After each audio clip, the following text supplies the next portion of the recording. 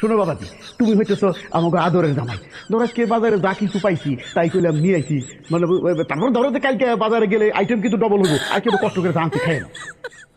ধুর বাবা, এই সুখ বাবা কি বলতেছে? এটা কোনো কথা? এত ঘর আমি খাইতে পারবো? হ্যাঁ, সম্ভব?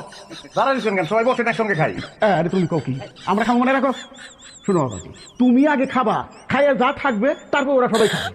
এটা কোনো কথা? না, শুরু করো শুরু করো। my god. এই, খবরদার, খাবার হাত দিও না, খাবার হাত দিচ্ছ কেন? না, আমি হাত সাবান দিয়ে দিয়ে আসছি। আরে সাবান দিয়ে হাত ধুতে তো হয়েছে নাকি? তুমি আমার একমাত্র জামাই, আদরের জামাই, তুমি কষ্ট করে খাবার উঠাই নিয়ে নিজে মুখে খাইবে, আর তোমার যে কষ্টটা হয়তো শ্বশুর হয়েছে, কষ্ট সহ্য করতে পারি না, কেমনে করে পারি? তো শোনো, তুমি বসে থাকবা, খাবার তোমার মুখে আজকে তুলে দেবে। হ্যাঁ, তোমার শাশুড়ি আম্মা খাবার তোমার মুখে তুলে দেবে, তুমি সাবান দিয়ে গিলে থাকবা, বুঝছো? এই বোকার মতো দাঁড়াই চোখে, জামার মুখে খাবার তুলে দাও।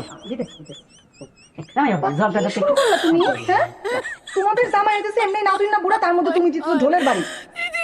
আব্বা একটু মাথায় কি লোনা পরে কিন্তু পস্তাবা। এই চুপ কর। ভেঙে গেল গা। আমা, খাবারের স্বাদ হয়েছে কিন্তু যাওয়া ছাড়া। আব্বা, আমি যদি ঘর জামাই থাকুন যদি শিশুটা দিতে পারতাম, তাহলে আমার হাতে মজার রান্না রেলে খাইতে পারতাম, কিন্তু ব্যক্তিত্ববান পুরুষ হিসাবে সেটা তো আমি পারি না। কি যে বলো না বাবাজি, জামাই